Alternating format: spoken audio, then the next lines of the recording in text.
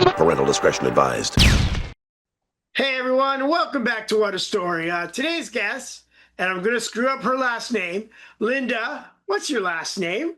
Feurehelm. You've been screwing my last name for 16 years. I know. What hmm else do you do besides comedy? it's funny because my current career, everybody's like, how'd you get into this career being from Alberta? And I was like, well, I was a stand-up comedian and then I ended up working on a cruise ship. And through working on a cruise ship, I was like, this boat stuff seems a whole lot better. So I ended up getting a 150-ton ticket, master's ticket, and a 500-ton chief mate's ticket. And now I run boats. So all people are like, you run tugboats? I was like, yes. And passenger boats and any kind of watercraft up to 150 tons. So I became an instructor and I work with Indigenous and women and inspire them and try to keep people from dying at sea. But I do think that my stand-up comedy background has definitely, it is two sides of a coin in the fact that some days I can be quite offensive and people are like, I can't believe she said that. And I was like, have you been in the trades? And then the other half of it is that people don't know what I'm going to say next. So they often are like, okay, pay attention because she's going to say something and it's going to be hilarious. So Cool.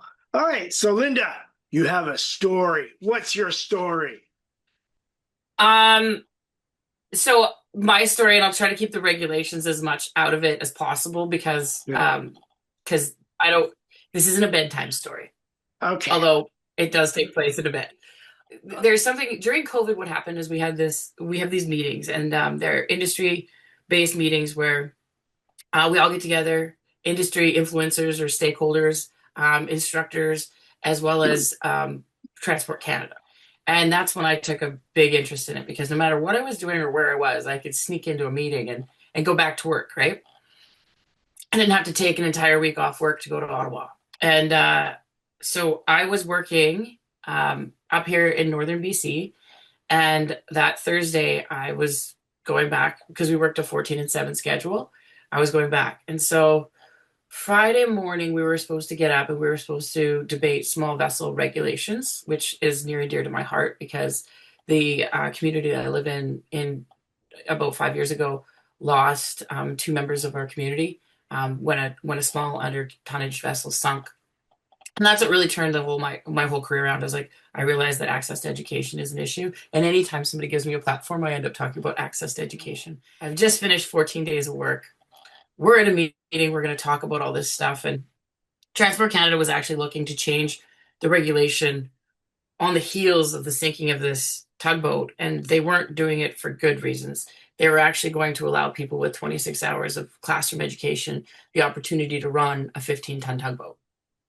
And it was a year prior to this meeting that I had a conversation.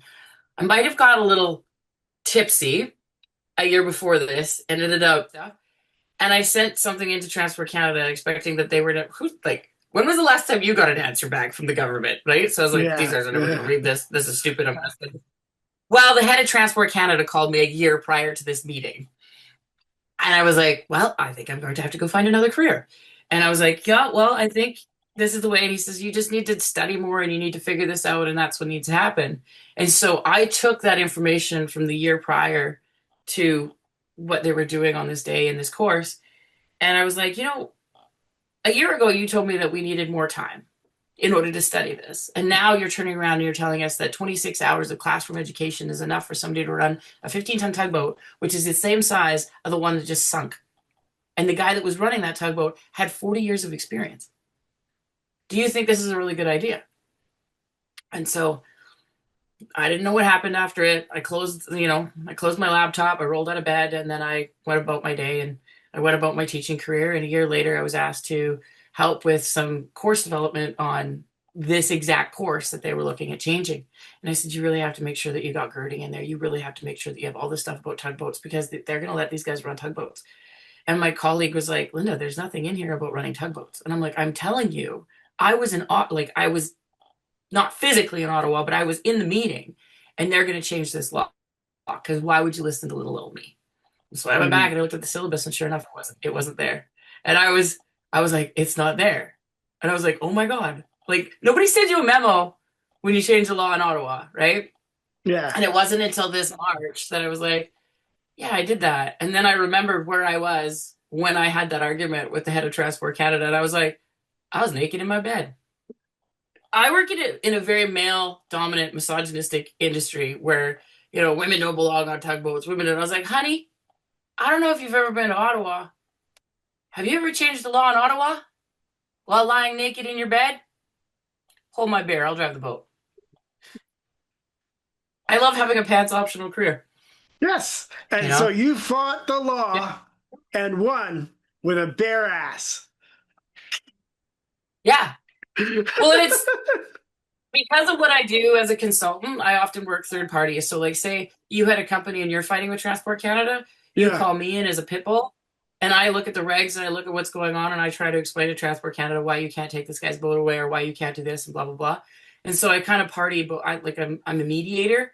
But Transport Canada, when they hear my name, they don't want to deal with me either because they're like, she'll win, and I'll be like, I am telling you that this is stupid and this is why this is stupid. Okay, thank you. Well, that's cool. Yeah, So, yeah. if anybody wanted to stalk you, what are your socials? Uh, Life of Spinda is my Instagram. Captain Lernda, like Lernda. Yeah. Captain Lernda is my Snap. Um, you can follow me on LinkedIn, but I'm super boring. Like LinkedIn is the Okay. most like that's where you're gonna get all the like regulations and just like look at me posting pictures of all like that's my fake life. But Well, yeah, Linda, that's yeah. thank you for sharing your story. And it was awesome I that you fought the law and won and changed it for better. All right, Linda, I will see you when think I'm out west again, which is coming up. And for sure, but I'm way up north now. oh, well, I'm going to Way Vancouver. okay. Well, if you're We'll run in, our paths will cross. All right. absolutely I'll talk to you later. it makes Bye bye.